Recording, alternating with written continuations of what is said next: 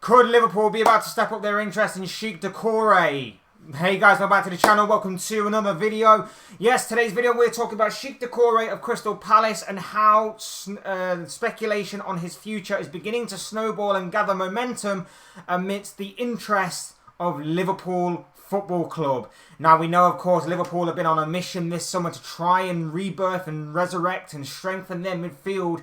Obviously, it hasn't exactly gone completely according to plan for the Reds, but maybe they're about to turn their attention to Cheick Doucoure of Crystal Palace amongst the speculation that he has been on the Reds' radar for a while now, and maybe, just maybe, they are about to step up their interest and maybe pursue the Mali international going forward in the remaining days of this transfer window.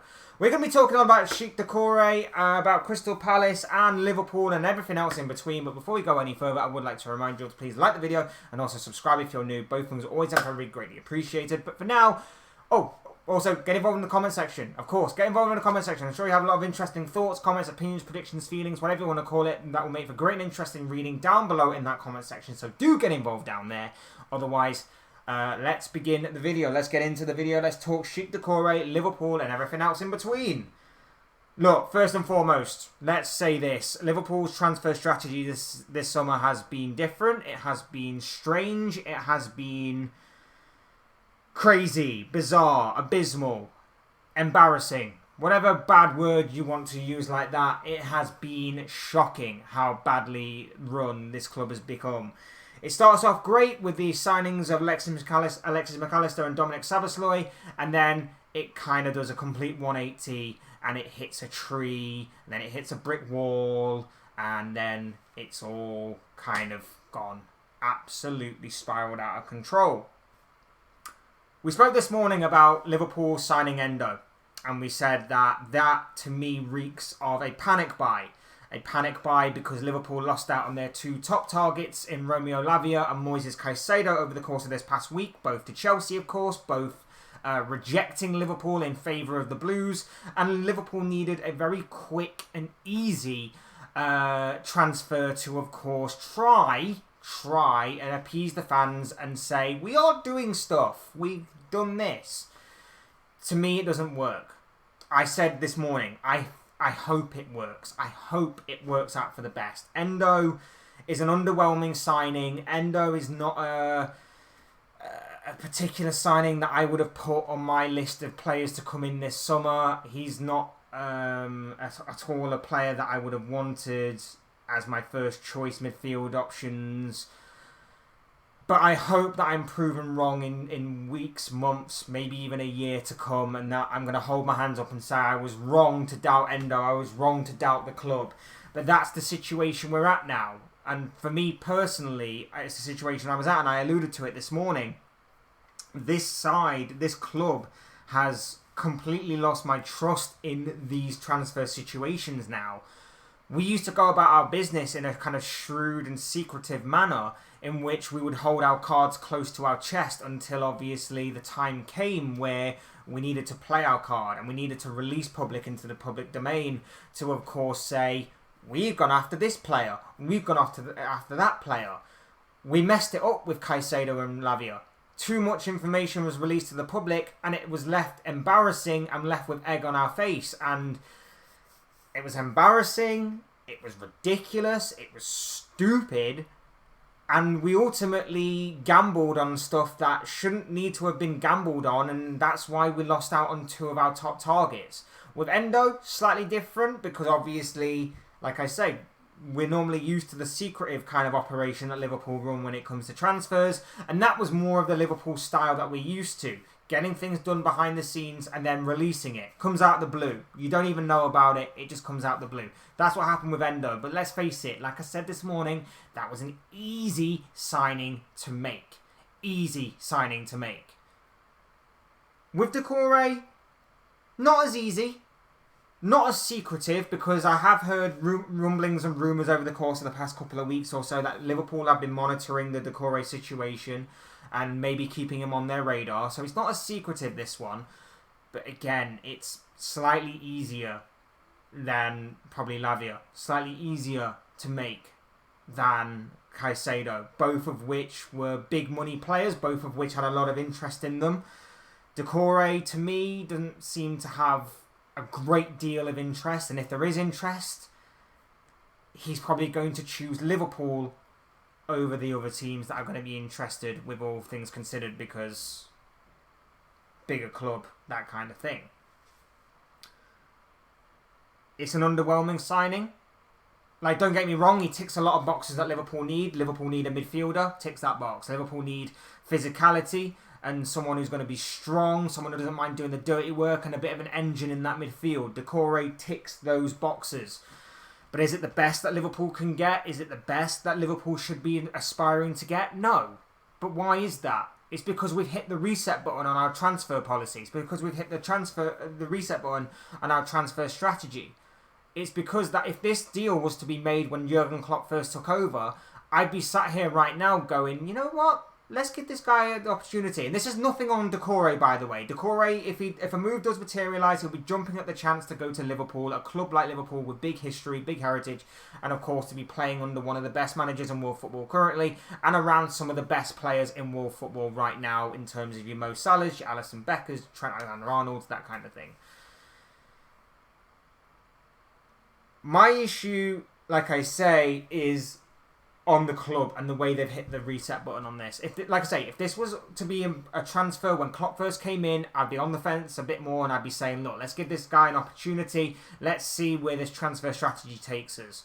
But after trusting the club for so long, and then within the past couple of years, seeing numerous players slip through our grasp, us wait on players only to pull out of deals when they haven't really even begun to go through the negotiation process or anything along those lines, it's broken the trust. And now I don't trust this club anymore to make the right decisions and make the right calls. I trusted with McAllister, I trust with Szoboszlai, because I would love to have had them at the club. Liverpool got them deals done. Missing out on Bellingham, missing out on Tchouaméni these past couple of years, and then to go from those kinds of options and missing out on more players in between, and the likes of your Mason Mounts and even to an extent Mason Mount, I guess you'd say, and even your Sofian Amrabat's. Then going to the likes of Endo and now Cheick Doucoure, I can't go through that kind of process again of Liverpool hitting the restart button and trying again with this whole let's try and find a bargain here and there. And to be fair, it's not even really a bargain, because the reports are that Crystal Palace value this guy at £70 million. Liverpool believe they can get the deal down to 58 million. But hang on a minute. Where have I heard that story before? Where have I heard that story before where Liverpool think they can get the price tag down? Oh, it was recently, wasn't it? It was Romeo Lavia. Of course it was. Liverpool believed they could get Romeo Lavia's price tag down from what Southampton wanted at 50 million down to just under 40 million. And then just over 40 million. And then around about 45 million. Oh, and then 60 million when they realised, oh, hang on a minute, we'll turn our attention to Caicedo. And when Caicedo rejected them, they went back in for Lavia. They paid over the odds for Lavia to try and secure him in terms of giving them 60 million when they originally wanted 50. And then Lavia turns them down as well. I don't want another long drawn out transfer saga. I don't want the remaining 2 weeks of Liverpool's transfer window to be a 2-week long saga of will we or won't we sign Cheick Doucoure. I don't want that. He doesn't excite me. He's a little bit underwhelming. And again, I'll say the same thing with Endo. It's not on him, and I hope it works out. And I've constantly said, and it's going to make me sound like a bit of a hypocrite on this, but I've constantly said you don't need to buy the shiniest, brightest name out there.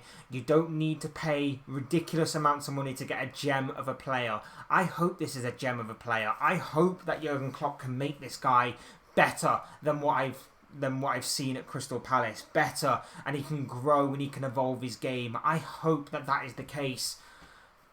But I don't trust the club to make that right judgment anymore. I don't trust the club to make these transfer judgments that are correct for what we need and correct for what we have. We've got 110 to 150 million that's been sat there for at least over the course of the past month or so, maybe even longer, that's been sat there, and we're haggling over a few million here and there for Lavia.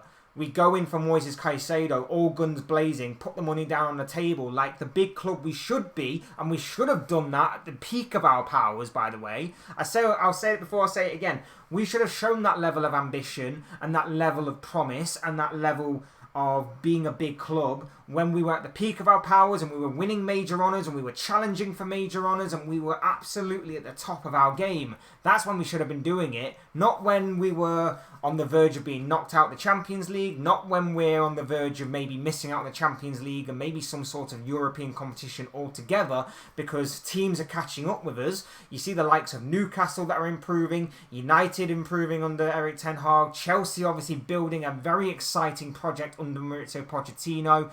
You've got the likes of Arsenal that are going from strength to strength. City are obviously Manchester City. But Brighton are improving.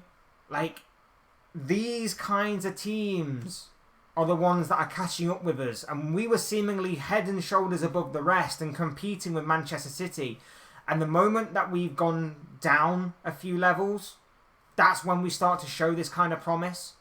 If we'd have done this a couple of years ago when we were challenging for stuff and we weren't winning for stuff, Caicedo probably would have been in the bag if we'd have wanted that. Or a player like Caicedo that's going to cost a lot of money. Or be a world-class player or potentially have the world-class ability to obviously shine through in years to come. That's when we needed to show ambition. We didn't need to show it now where we're panicking and we're on the verge of maybe not having as strong a squad as what we thought we would and maybe not even getting back into the Champions League for next season. This is my panic. This is my worry. And 58 to 70 million for Cheick Doucoure. I don't believe he's worth that much, but that's the corner we've backed ourselves in. With the way that we've gone about our transfer strategy this summer, that's the corner we've backed ourselves in. We've got 2 weeks left of the window, so time is not on our side. Teams also know that we need certain players. Teams also know how much money we have. That altogether means that teams are going to bump up the price a little bit more for these types of players. That's what Crystal Palace probably are going to do here. They're probably going to sit there and go, we don't need to sell him, 70 million. And Liverpool fans out there are claiming, with the latest developments in Michael Olise, with him signing a new contract at Crystal Palace and seemingly rejecting Chelsea, or Chelsea seemingly... The story is that Palace were going to take Chelsea over to a tribunal for tapping up or whatever it is. And Chelsea walked away. Whichever way around you want to see that story is up to you. I'm not really going to comment on it in this video.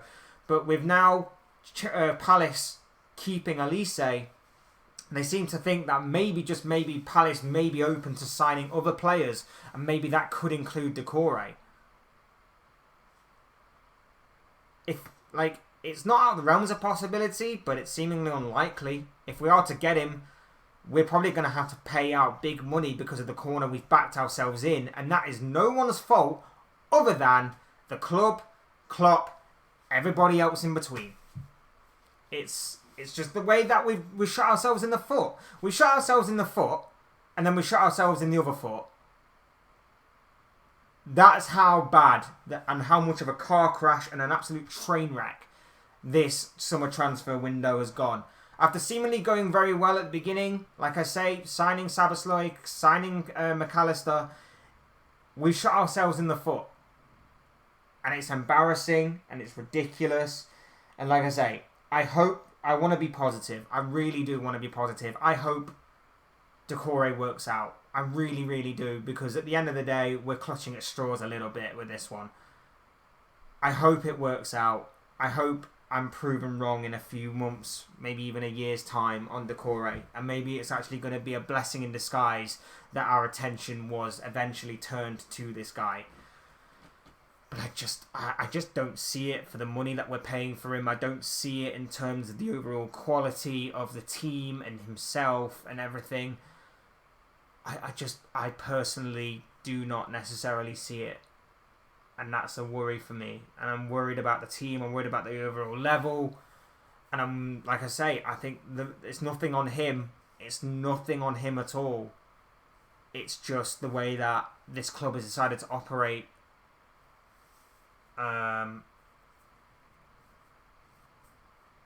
Just the way that this club has decided to operate this summer. That's really, really frustrated me. And like I say, I want it to work out. I genuinely do. I genuinely don't want to sit here and be negative constantly. But like I say, if this was a top target, if this was a first tier Class A target, and they're saying it is the first choice in that position, but that might be the first choice right now.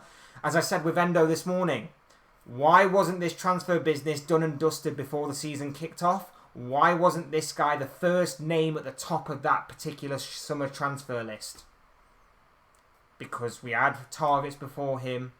We had ideas before him. They didn't materialise, so now we're turning to our 7th, 8th, 9th, 10th choice. That's all it is to it. That's all it is to it. We've messed everything up. We've messed things up this summer. And now we're turning our attention to our 7th, 8th, 9th, 10th choice. We only have ourselves to blame. We backed ourselves into a stupid corner that we can't now necessarily get out of completely. We messed up. We messed up. That's all it is to it. But as I always say, these are the thoughts, comments, opinions, predictions, feelings of this guy. I want to know what you guys think. What do you make of this whole Cheick Doucoure potential transfer to Liverpool this summer? What do you think of that transfer? Your thoughts, your comments, opinions, predictions, feelings, whatever you want to call it, will make for great and interesting reading, I'm sure, down below in the comments section. So do get involved down there.